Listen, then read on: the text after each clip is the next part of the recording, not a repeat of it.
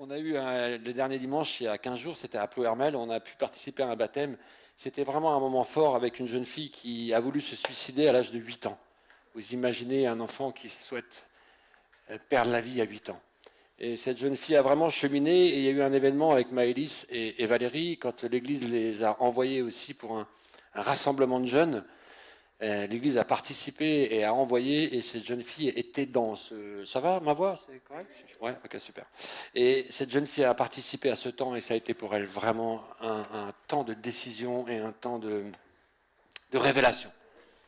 Et je pense que parmi nous, et parmi nos églises, et dans nos églises, il y a beaucoup de gens qui adhèrent, mais je crois qu'il va falloir que beaucoup de gens aient une révélation, et reçoivent une révélation. Et que l'adhésion n'est pas suffisante pour cheminer et grandir avec le Seigneur. Et Yannick, il nous a partagé la semaine dernière, il nous a lu tout le chapitre 11 d'Hébreux, et qui répète 16 fois, c'est par la foi. Alors je vais vous faire pas mal de lectures ce matin, c'est pas en général ma façon de prêcher, mais je vais vous faire pas mal de lectures parce que je voudrais que vous puissiez marcher avec moi, comme j'ai pu marcher cette semaine dans un texte, dans plusieurs textes. Et ça va vous demander un effort. Personne n'a éternué, donc ça veut dire que personne n'est allergique à l'effort. Et, et ça me réjouit.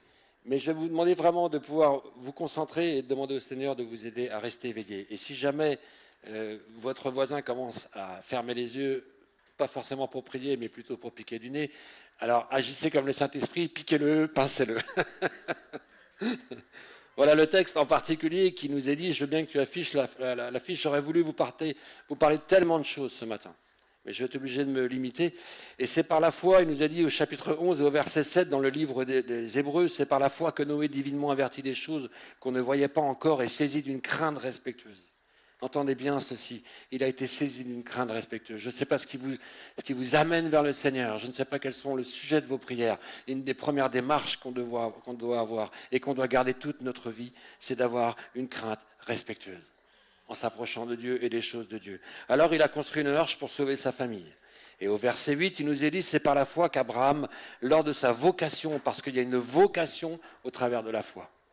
La foi, ce n'est pas simplement une conscience, c'est aussi un appel. C'est par la foi qu'Abraham, lors de sa vocation, obéit et partit pour un lieu qu'il devait recevoir en héritage et qu'il partit sans savoir où il allait. Verset 10, il dit ceci, car il attendait la cité qui a de solides fondements, celle dont Dieu est l'architecte et le constructeur. Abraham avait vu quelque chose, et on vient de le chanter dans le dernier chant. Il avait une dimension visuelle, je ne sais pas si c'est un don qu'on reçoit, je pense qu'on le reçoit dans l'esprit, c'est d'avoir, comme les aigles, plusieurs pastilles sur les yeux, qui nous permettent, en fonction de la vitesse, c'est ce qui se passe avec les aigles, quand ils atteignent une certaine vitesse, certains jusqu'à 200 km/h, en fait, ils ont comme une coquille qui vient se mettre sur leurs yeux pour qu'il n'y ait pas de larmes et que les glandes lacrymales ne puissent pas leur empêcher et au contraire accentuent leur vue. Et je crois que quand on marche avec le Seigneur et quand on a décidé de s'engager dans une vocation, qu'on a décidé de le servir et qu'on a reçu cette vision, alors notre vision s'est accentuée sur les choses. Et elle s'accentue non pas pour les choses simplement du moment, même si on a du discernement pour les choses du moment, mais on reçoit une vision pour des choses qui vont plus loin. Et c'est ce qu'Abraham avait reçu et je crois que c'est ce que le Seigneur veut nous donner à chacun d'entre nous. Ce n'est pas donné à une personne en particulier. Je crois que c'est vraiment parce que ça se transmet par le Saint-Esprit. Alors c'est pour ça qu'au verset 13, il nous dit, c'est par la foi qu'ils sont tous morts sans avoir obtenu des choses promises. On n'obtiendra pas tout. On n'obtiendra pas tout. Mais écoutez bien, mais ils ont vu. Et ils ont salué de loin. Parce qu'ils ont vu les plans de Dieu. Ils ont discerné des choses qui allaient se passer, ils ont discerné des choses qui allaient venir. Non seulement pour leur propre vie, mais pour l'avenir de l'humanité. Alors ils ont vu et salué de loin, reconnaissant qu'ils étaient étrangers et voyageurs sur la terre. Je dis souvent que le chrétien, il a des particularités, il a un sac à dos, dans son sac à dos, il a un caillou blanc qui lui rappelle qu'il a été sauvé. Vous vous souvenez, je vous avais offert un caillou blanc. Il a une deuxième chose dans son sac à dos, il a une boussole. Vous vous souvenez de ce cadeau de la boussole? Parce qu'il sait dans quelle direction il doit aller. Il visionne au loin, mais en même temps, il a une bêche dans la main. Vous allez me dire, pour marcher, c'est pas pratique une bêche. Non, parce que le chrétien, il sait qu'il est en chemin, mais il doit aussi planter un arbre. Il doit avoir la vision de loin et il doit avoir la vision de près. Il va planter un arbre parce qu'il a le désir de récolter des fruits déjà sur cette terre. Il investit, il sait gérer comme Abraham savait gérer les choses. Abraham, quand il est parti de Ur en Chaldée, de sa ville de Charan, quand il est parti, il a emmené avec lui plusieurs personnes. Et il a eu en particulier son neveu, qui l'a accompagné. Et ce neveu, Lot, ils sont partis ensemble, ils avaient une certaine richesse. Vous lirez dans le chapitre 12 de la Genèse. Je vous invite cette semaine, si vous pouvez avoir un petit peu de temps, comme disait Annick, il est bon de trouver du temps dans la semaine. Ces lectures-là, je ne peux pas toutes vous les faire et vous les commenter, j'en ferai qu'une partie. Mais instruisez-vous. Parce qu'il nous est conseillé que chaque jour, ils étudièrent les Écritures pour voir si ce qu'on leur disait était vrai. Alors, Abraham remonte à l'Égypte vers le midi, au chapitre 13, lui et sa femme et tout ce qui lui appartenait, et Lot avec lui. Abraham était très riche. Le Seigneur l'avait aussi béni au travers de ça, dans ce choix qu'il avait fait de vouloir quitter son pays pour obéir à l'ordre de Dieu. Alors il dirigea ses marches du midi jusqu'à Bethel, jusqu'au lieu où était sa tente et au commencement entre Bethel et Haï, au lieu où était l'autel qu'il avait déjà fait précédemment.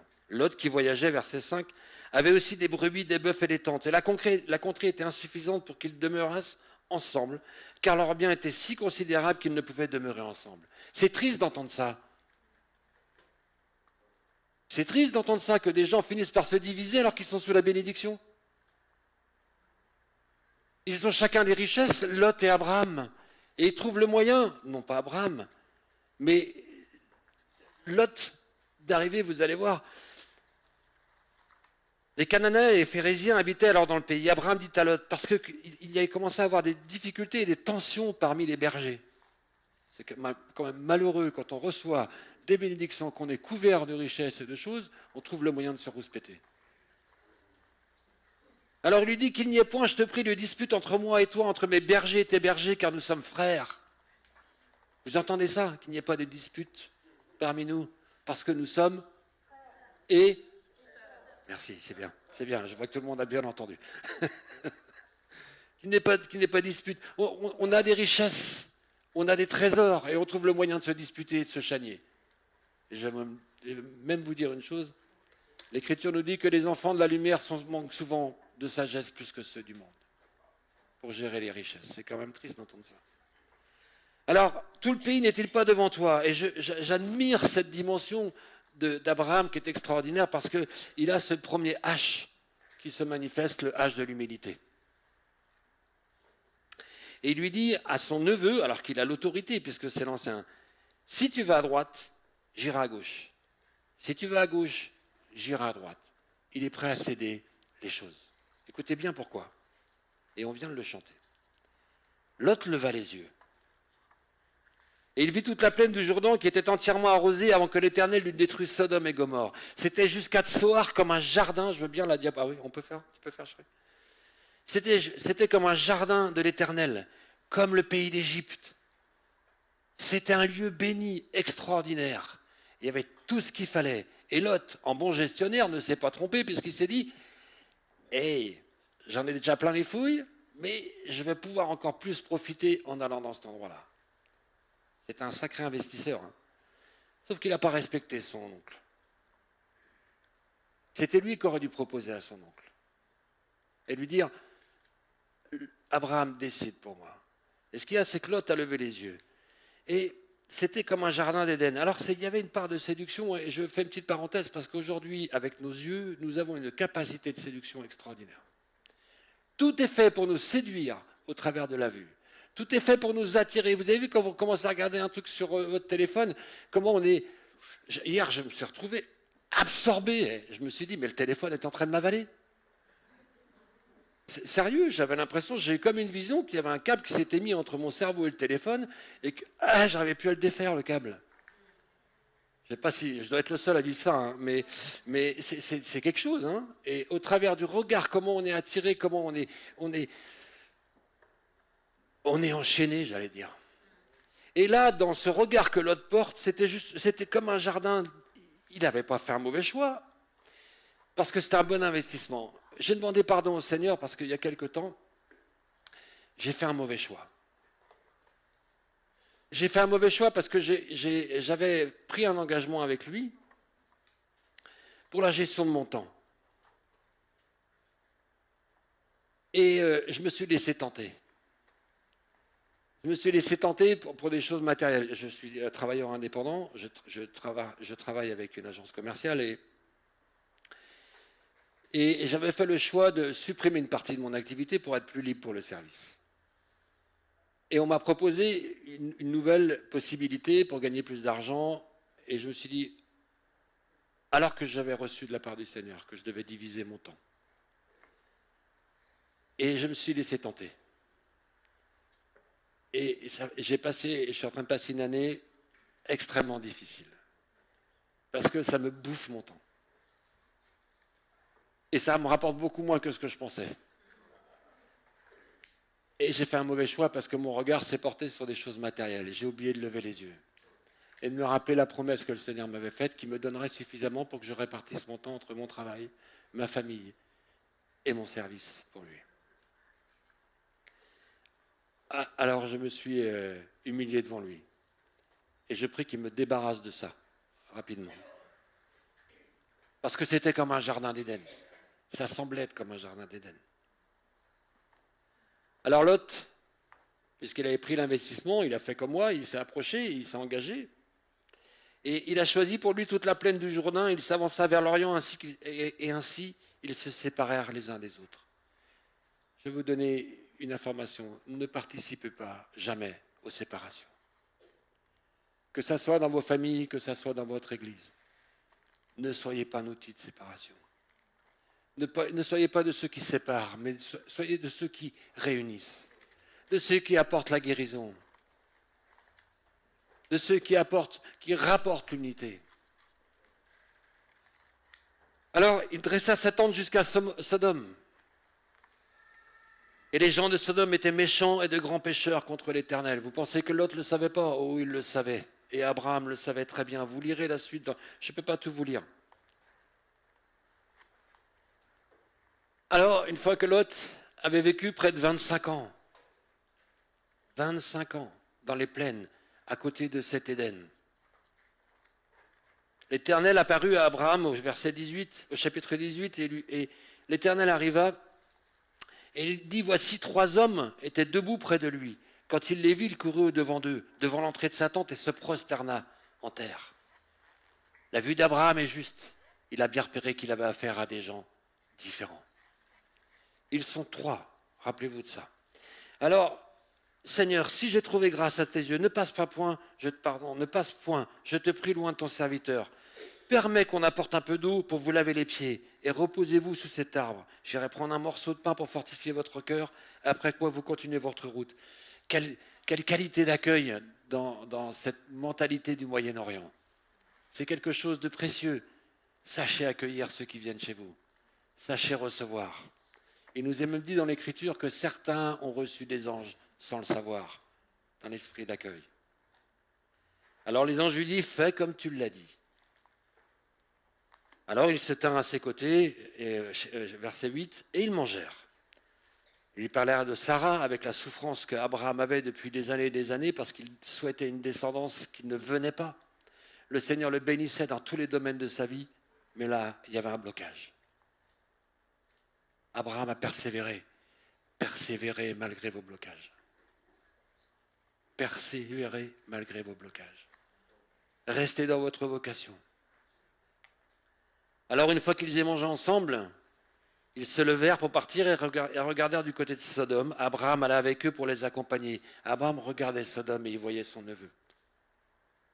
Alors l'Éternel lui dit, cacherai-je à Abraham ce que je veux faire? Car je l'ai choisi afin qu'il ordonne à ses fils et à sa maison après lui, de garder la voie de l'Éternel en pratiquant la droiture et la justice, et qu'ainsi l'Éternel accomplisse en faveur d'Abraham les promesses qu'il a faites. Et là, il nous est dit le cri de Sodome. Le cri de Sodome s'est accru et leur péché est énorme. Alors les hommes s'éloignèrent d'Abraham et se dirigèrent vers Sodome. Et là, il y a un échange. Parce que non seulement Abraham avait cet esprit d'humilité pour laisser les autres libres de faire ce qu'ils voulaient, et il préférait presque de choisir la mauvaise part. Mais il avait aussi un esprit d'unité. Ça vous parle toujours, les membres de l'Église? Le up. Il avait un esprit d'humilité, il avait un esprit d'unité. Mais il avait aussi un esprit de prière. Il avait un esprit d'intercesseur et il va intercéder pour Sodome et Gomorrhe. Mais il va surtout intercéder pour son neveu qui est dans cette ville. Parce qu'il a bien vu qu'il y avait quelque chose qui s'était passé pour son neveu dans ses 25 ans. C'est que son neveu avait perdu tous ses troupeaux. Il avait perdu toutes ses richesses et il avait perdu tous ses biens.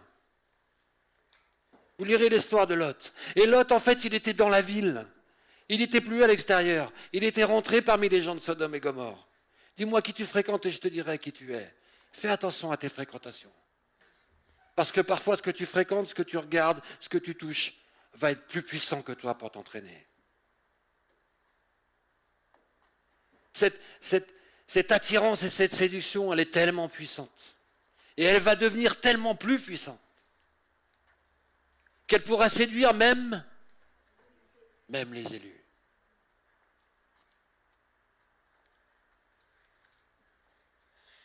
Pourquoi je vous lis ça? Parce que Jésus nous dit au chapitre 11 ou 17, je ne sais plus, de Luc, je vais vous lire maintenant, je n'ai pas prévu de le lire maintenant, mais je vais vous le lire. Il dit ceci: ce qui arrivera du temps de Noé arrivera de même. Les hommes mangeaient, buvaient, se mariaient leurs enfants jusqu'au jour où Noé entra dans l'arche. Jésus reprend ceci: ce qui arrivera du temps de Lot. Si Jésus parle de Lot et si Jésus parle de Noé, ce n'est pas une histoire pour les enfants. Ce n'est pas un roman. C'est quelque chose de véritable qui s'est produit. Si le Fils de Dieu, qui est la vérité, témoigne que ces choses-là sont arrivées, c'est parce qu'elles sont arrivées.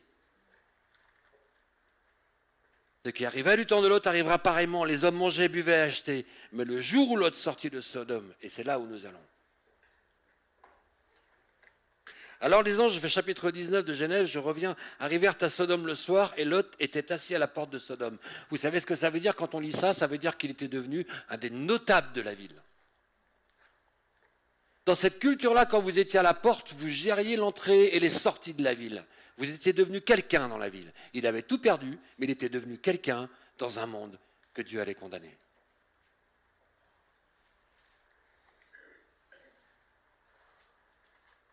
Quand Lot les vit, écoutez bien, je vous ai parlé de 3 anges tout à l'heure.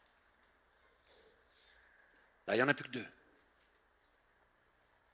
Le 3e, c'était une théophanie. C'était Christ qui était présent. C'était Christ qui était présent dans Sodome et Gomorrhe. Christ ne viendra pas pour faire la grâce, il viendra pour juger. Parce qu'il y a un temps pour la grâce et il y a un temps pour le jugement. Et là, c'est le temps de jugement et les anges viennent avertir. Lot était assis à la porte de Sodome et quand Lot les vit, il se leva pour aller au-devant d'eux. Il avait gardé une vision pour les choses spirituelles. Il avait conscience de beaucoup de choses, malgré toutes ses erreurs. C'est terrible l'histoire de Lot, vous allez voir, c'est terrible. Alors il se prosterna la face contre terre, exactement comme Abraham. Il avait gardé en lui de bonnes dispositions spirituelles. Alors il souhaite les inviter chez lui. Les anges, les 3, quand ils étaient présents avec Abraham, ils lui ont dit « fais comme tu as dit ». Avec Lot, ils lui disent « non », répondirent-ils, « nous passerons la nuit dans la rue ». Ils ne veulent même plus séjourner chez lui. Ils ne peuvent même plus séjourner chez lui. Alors il les pressa quand même et il leur fit un festin et ils rentrèrent dans la maison. Verset 4, ils n'étaient pas encore couchés que les gens de la ville, les gens de Sodome, entourèrent la maison. Écoutez bien ça. Ils entourèrent la maison depuis les enfants jusqu'aux vieillards. Depuis les enfants jusqu'aux vieillards. Toute la population était accourue et ils appelèrent Lot et lui dirent « Où sont les hommes qui sont entrés chez toi cette nuit ?» Fais-les sortir pour que nous les connaissions. Vous savez ce que ça veut dire connaître quelqu'un dans l'Écriture? Vous avez tous bien compris de quoi je parle? Du plus grand jusqu'au plus petit. Ils étaient entraînés vers une déviance sexuelle, vers une folie, au point de vouloir des étrangers renier toutes les qualités de ces pays-là dans le sens de l'accueil et du respect de celui qui est accueilli. Ils voulaient les connaître. Vous savez ce que ça veut dire? C'est affreux. Du plus petit jusqu'au plus grand. Alors, Lot sortit vers eux à l'entrée de la maison et ferma la porte derrière lui. Il dit, mes frères, il les appelle ses frères. Je vous prie, ne faites pas de mal. Voici, j'ai 2 filles qui n'ont point connu d'homme. Comment un père peut aller sacrifier ses filles pour des sauvages? Comment un père peut sacrifier un enfant pour des sauvages pareils? Mon Dieu, dans quelle déchéance il faut être tombé? Dans quelle déchéance il faut être tombé pour mettre des enfants sur des réseaux pédophiles? Dans quelle folie il faut être tombé pour regarder des choses pareilles? Comment on peut regarder des choses pareilles? À vomir. Parce que c'est l'esprit de Sodome et Gomorrhe. Parce que c'est la déviance de l'humanité quand elle se détourne de Dieu. Je suis désolé, c'est dur ce que je vous dis. Mais si Jésus nous dit, il en sera de même comme au temps de Lot, alors je ne me dois pas de vous avertir, je ne dois pas de m'avertir moi-même par rapport à la parole. Vous savez, on est tellement habitué aux sucreries évangéliques qu'à un moment donné, quand c'est de la viande, on a du mal à la manger. Hein. On a du mal à la recevoir.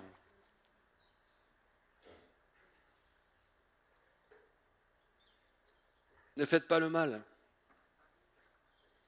Voilà la considération que Lot, que les gens de Sodome ont pour lui. Ça fait 25 ans qu'il est là. Il est en responsabilité.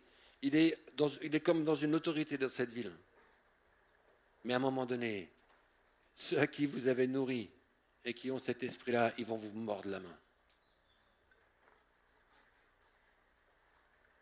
Alors ils lui dirent à Lot, retire-toi. Ils dirent encore, celui-là est venu comme étranger, il veut faire le juge parmi nous. Eh bien, nous te ferons pire qu'à eux. 25 ans de fréquentation. Et une autorité dans la ville. Voilà comment les gens se retournent contre toi. Ils s'avancèrent pour briser la porte, et les hommes étendirent la main, les anges agirent, et ils firent rentrer Lot avec eux dans sa maison. Et ils fermèrent la porte. Le drame va continuer. Et la déchéance va s'accentuer. Les hommes dirent à Lot, au verset 12, « Qu'as-tu encore ici, gendre, fils et fille, et tout ce qui t'appartient dans la ville ?» Tout ce qui t'appartient dans la ville. Fais-les sortir de ce lieu, car nous allons détruire ce lieu, parce que le cri contre ses habitants est grand devant l'Éternel. L'Éternel nous a envoyés pour le détruire. Il en sera de même comme au temps de Lot. Alors, il dit, levez-vous, sortez de ce lieu, fuyez. Lot dit la même chose à ses gendres. Venez, fuyons. Écoutez bien. Mais aux yeux de ses gendres, il parut plaisanter. Quand on annonce certaines choses, on passe pour des plaisantins. Et plus on a une compromission avec le péché ou dans des situations qui nous entraînent vers le péché, moins notre parole est puissante. C'est pour ça qu'on a besoin de sanctification pour que notre parole soit puissante. Plus on est compromis, moins notre parole est puissante. Il appelle ses gendres, il sait ce qui va se passer parce que l'autre a conscience de ça. Eh bien, ils se sont moqués de lui. Alors, dès l'aube du jour, les anges assistèrent auprès de Lot en disant, « Lève-toi, prends ta femme et tes 2 filles. » C'est ce qui lui reste. « Qui se trouve ici de peur que tu ne périsses dans la ruine de la ville. » Et comme il tardait, les hommes le saisirent par la main, lui et sa femme et ses 2 filles. Ils n'arrivent pas à quitter. Ils n'arrivent pas à partir, car l'Éternel voulait l'épargner. L'Éternel voulait l'épargner. L'Éternel veut épargner ceux qui nous entourent. L'Éternel veut épargner ceux qui se sont détournés. L'Éternel veut rappeler ceux qui sont refroidis. Parce qu'il veut les épargner.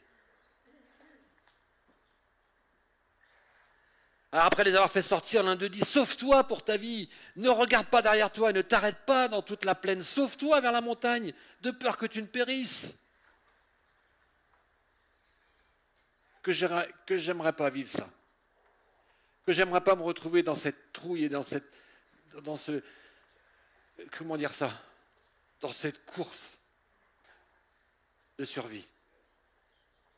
Lot dit alors, mon Dieu, Lot, il dit, oh non Seigneur, voici si j'ai trouvé grâce à tes yeux, tu as montré ta grandeur, ta miséricorde à mon égard en me conservant la vie, mais je ne puis me sauver à la montagne. Même ce que tu me dis, j'arrive même plus à le croire. Même ce que l'Écriture me dit, j'arrive même plus à le croire. Même ce qu'un ange me dit, j'arrive même plus à croire en ce qu'il me dit. Et je ne puis me sauver jusqu'à la montagne. Je ne peux même pas me sauver là où tu m'as dit que tu me sauverais. J'arrive même plus à croire au salut que tu m'as donné. Avant que le désastre m'atteigne, je périrai. Voici, cette ville est assez proche pour que je me réfugie, car elle est petite. Oh, que je puisse m'y sauver. N'est-elle pas petite? Oh, que mon âme vive encore. Alors il dit, voici, je t'accorde. Quelle miséricorde Dieu a. Voici, je t'accorde encore cette grâce. Je ne détruirai pas la ville dont tu parles. Hâte-toi de t'y réfugier, car je ne peux rien faire jusqu'à ce que tu sois arrivé. C'est pour cela qu'on a donné à cette ville le nom de Tsoar. Tsoar, ça veut dire petitesse. Ça veut dire misère.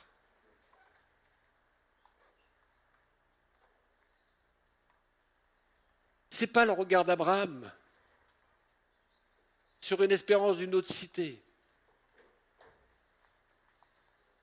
C'est de vouloir vivre sur cette terre quelque chose qu'on espère, mais qui nous entraîne et qui nous plonge dans la misère. Ce n'est pas à ça qu'on a appelé. Ce n'est pas à ça. Le soleil se leva sur la terre lorsque Lot entra dans Tsoar. Alors l'Éternel fit pleuvoir du ciel sur Sodome et sur Gomorrhe, je veux bien notre photo, du soufre et du feu de par l'Éternel. Il détruisit ces villes, toute la plaine et tous les habitants des villes et des plantes de la terre. La femme de Lot, écoutez bien ceci. Encore une fois, le regard qu'on porte sur les choses, l'attachement qui est dans notre cœur, qui nous entraîne à regarder des choses. Alors la femme de Lot regarda en arrière et elle devint une statue de sel. La sanction est immédiate. Quand le Seigneur emmène à la condamnation, la sanction est immédiate.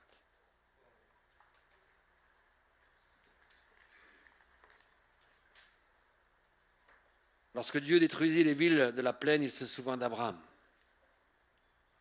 C'est par l'intercession d'Abraham et par la prière d'Abraham.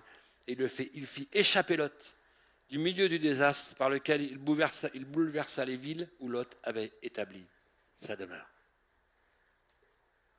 L'humilité, l'unité et un esprit de prière. Lot quitta Tsoar pour les hauteurs et se fixa sur la montagne. On va descendre encore plus bas maintenant. On va aller jusqu'au fond du péché. Jusqu'au fond du fond que le regard nous entraîne. Lot quitta Tsoar pour la hauteur et se fixa sur la montagne avec ses deux filles, car il craignait de rester à Tsoar. Il habitait dans une caverne, lui et ses deux filles. L'aînée dit à la plus jeune, notre père est vieux, il n'y a point d'homme dans la contrée pour venir avec nous selon l'usage de tous les pays.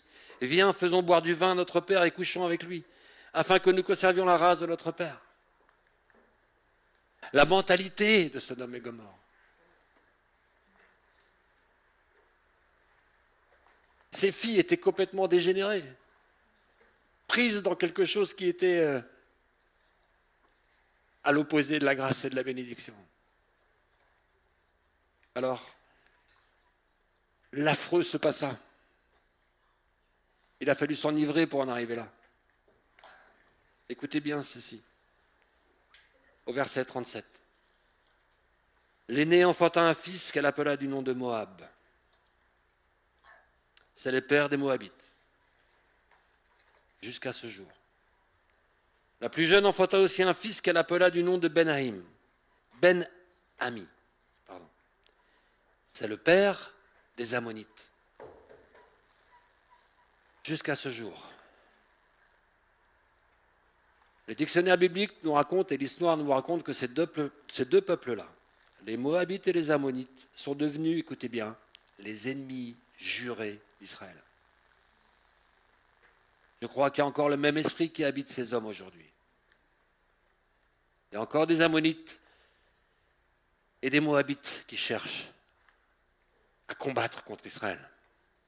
Et c'est le même esprit qui anime aussi pour combattre l'Église et pour combattre son message.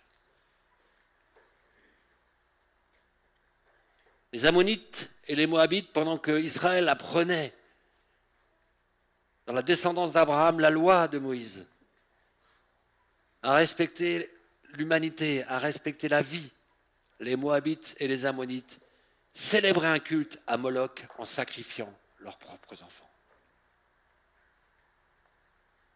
Ça existe des choses comme ça. C'est les mêmes qui sacrifient leurs enfants sur des sites pornographiques. C'est la même chose. C'est le même esprit. C'est pour ça que Jésus nous dit, il en sera de même, comme au temps de Lot. Ne soyez pas surpris de ce qui nous arrive. Ne soyez pas étonnés que cet esprit soit toujours là.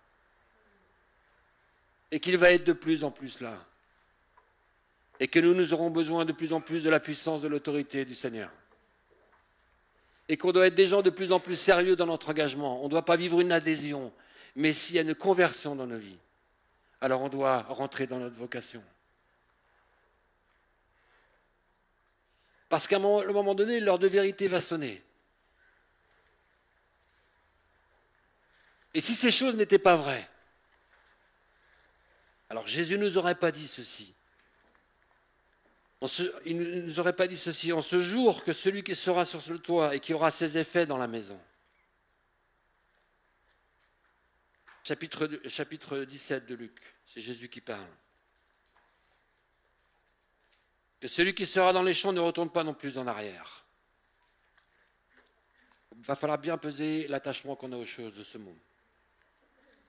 Parce qu'il nous est dit au verset 32, et c'est Jésus qui dit ça, souvenez-vous de la femme de Lot. Souvenez-vous de la femme de Lot. Souvenez-vous de ce qui s'est passé. Maintenant, ça vous a été enseigné. Ça vous a été rappelé. Ça m'a été rappelé durant toute la semaine. Ça m'a été rappelé depuis des années. Pour prendre conscience de la valeur de ce que j'ai reçu en Christ. De la valeur de son sacrifice. De la valeur de l'appel qui est sur nos vies. Et aussi de la conscience que mon regard doit se porter. Pour être un bon gestionnaire des choses de ce monde aujourd'hui. Mais de garder toujours un œil fixé sur le retour de Jésus.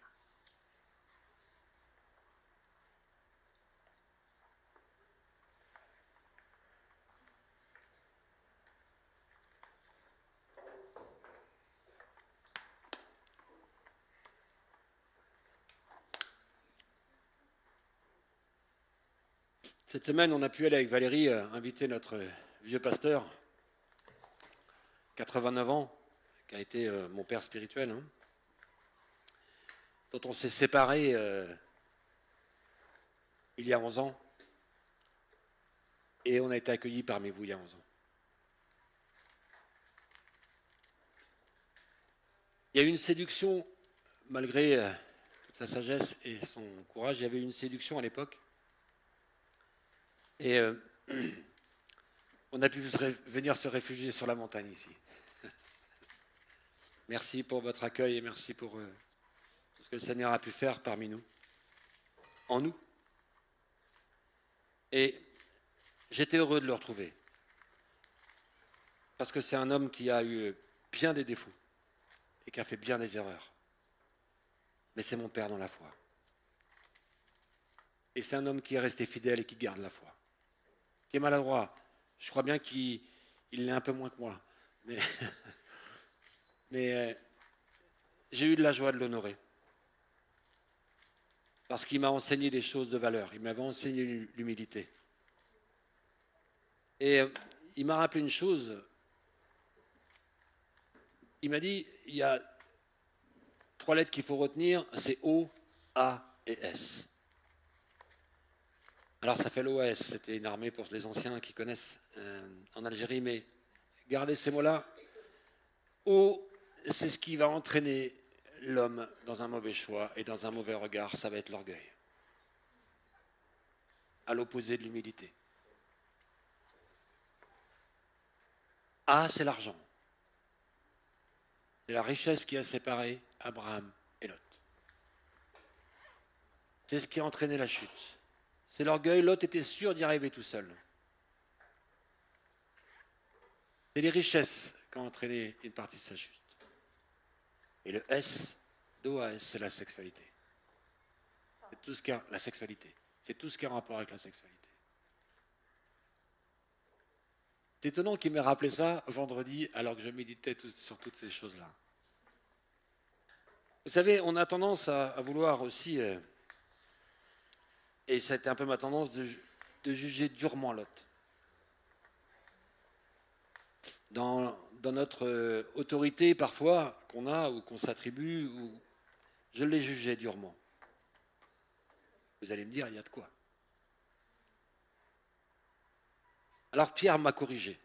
Dans la lettre qu'il a adressée dans sa deuxième épître, il m'a corrigé parce qu'il a écrit au verset 4 du chapitre 2, « Car si Dieu n'a pas épargné les anges qui ont péché, mais qu'il les a précipités dans les abîmes des ténèbres et les a réservés pour le jugement, s'il n'a pas épargné l'ancien monde, mais s'il a sauvé Noé, lui, huitième, ce prédicateur de la justice. » Et il dit, verset 6, « S'il a condamné à la destruction et réduit en cendres les villes de Sodome et Gomorrhe, les donnant comme exemple aux impies à venir. » Pierre reprend ces choses-là.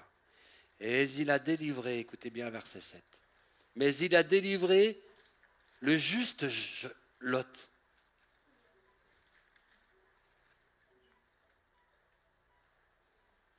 Lot était juste. Boum. Ça m'a mis un uppercut direct. Direct. Profondément attristé de la conduite de ces hommes sans frein et sans dissolution. Lot a été sauvé par la justice de Dieu. Il n'était pas juste à nos yeux. Par contre, il y a une chose, c'est que je ne connaissais pas son cœur à Lot. J'ai jugé ce qui se passait à ma vision, à mon regard à moi. Mais je ne connaissais pas son cœur. On a une capacité, je me suis fait descendre récemment sur Facebook, avec une rage des gens, avec une rage qui m'a vraiment surpris. Ça pouvait prêter à confusion ce que j'avais posté, c'est vrai. Je m'en excuse. Mais ce n'était pas le sujet. Et la réaction, elle était bien au-delà de ce que ça méritait. Et moi, j'ai agi pareil avec Lot. Je l'ai... Mais voilà, profondément attristé de la conduite de ces hommes sans frein dans leur dissolution, car ce juste qui habitait au milieu d'eux tourmentait journellement son âme, juste à cause de ce qu'il voyait et entendait de leurs œuvres criminelles. Le Seigneur sait délivrer de l'épreuve les hommes pieux et réserver les injustes pour être punis au jour du jugement. Ceux surtout qui vont après la chair dans un désir d'impureté et qui méprisent l'autorité. Lot était un homme qui agissait mal, qui a mal agi, qui s'est trompé, qui a fait toutes les bêtises du monde, des choses que je condamnerais d'office, qui a commis pour moi l'abominable. Et dans son cœur, il était bouffé par une mentalité, il était bouffé par un environnement.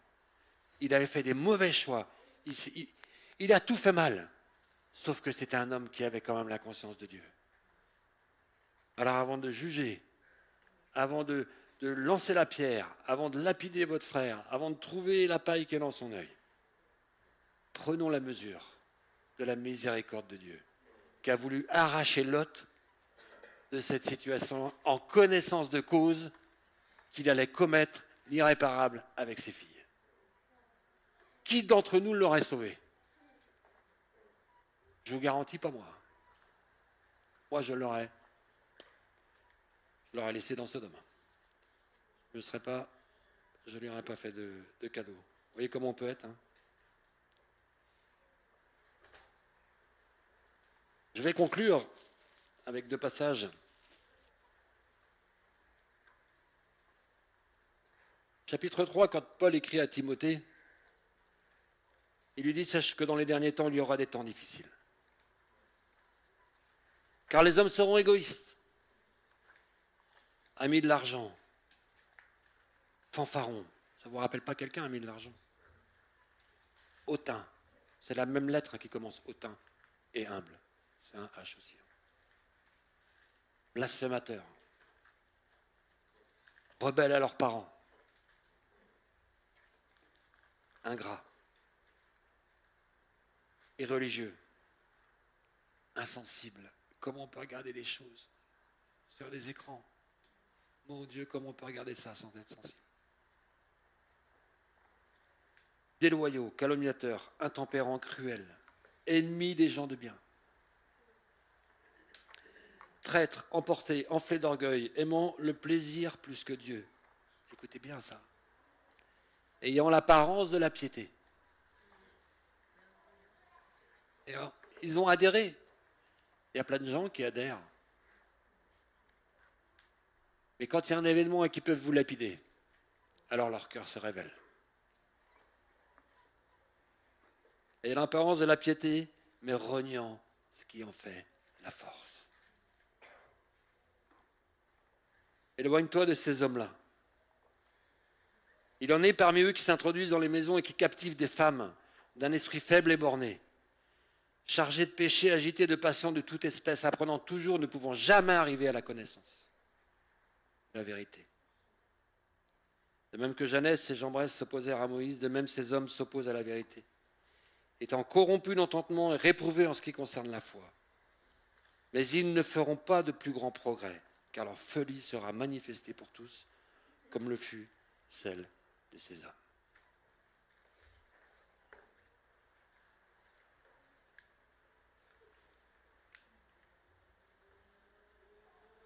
C'est un message qui n'est pas facile à vous apporter. C'est un message qui demande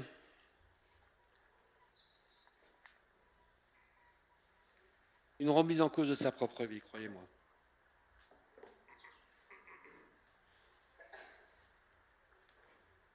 Ça me fait réfléchir aussi sur ma sanctification. Est-ce que je finis par adhérer? Est-ce que je finis par paraître?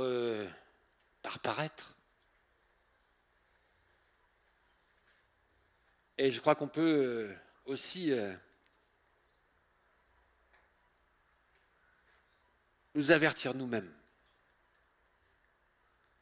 sur ce qu'on a cheminé et ce qu'on a à vivre.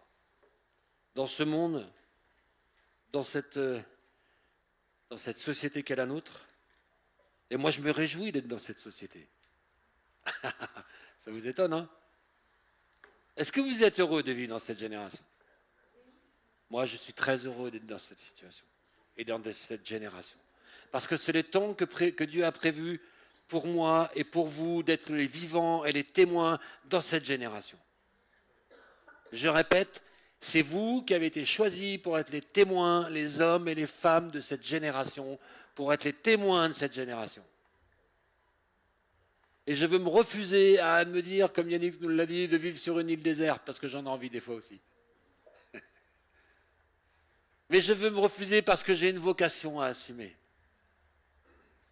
C'est d'abord celle de prendre soin de mon épouse, de prendre soin de mes enfants, de prendre soin de vous, de prendre soin de mes frères et sœurs et de prendre soin de mon prochain.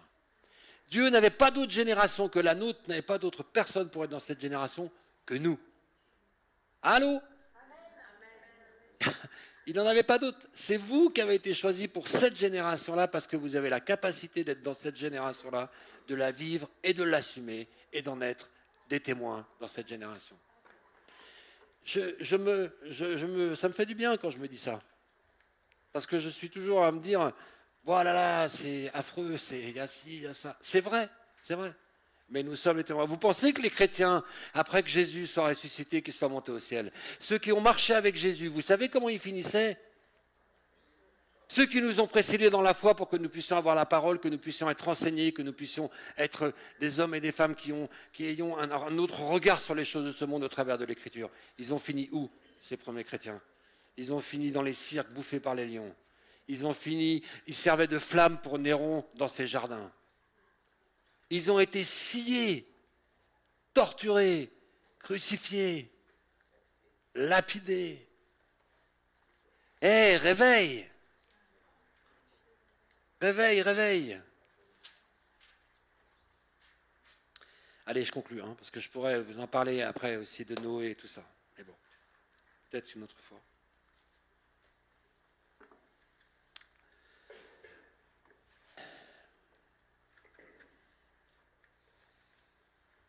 Ces choses vous ont été enseignées pour les méditer, pour que vous puissiez repasser ça dans votre cœur, vous puissiez relire ces passages et vous situer par rapport à ces choses-là. Et aussi pour vous dire que vous avez une grâce extraordinaire de connaître le Seigneur, d'avoir été racheté par lui. Amen. Ah, ça me fait plaisir. Ok. Je suis en train de chercher le passage. Je vais y arriver. Ça vous permet de réfléchir aussi à tout ce qu'on a pu déjà commencer à digérer une partie. Il y avait un passage que je voulais vous lire, et je tiens à le lire.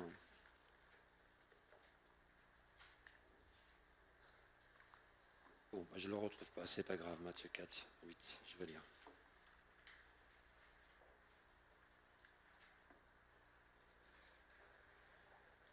Je conclus parce que Jésus, lui aussi, a porté un regard sur les choses.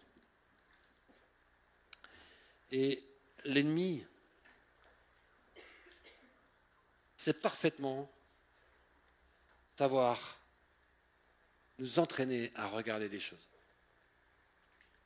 Il connaît très bien cette séduction-là parce que la troisième séduction qu'il a voulu attirer Jésus au travers du regard en lui disant « Écoutez bien, c'est le même regard que Lot a porté dans la vallée ».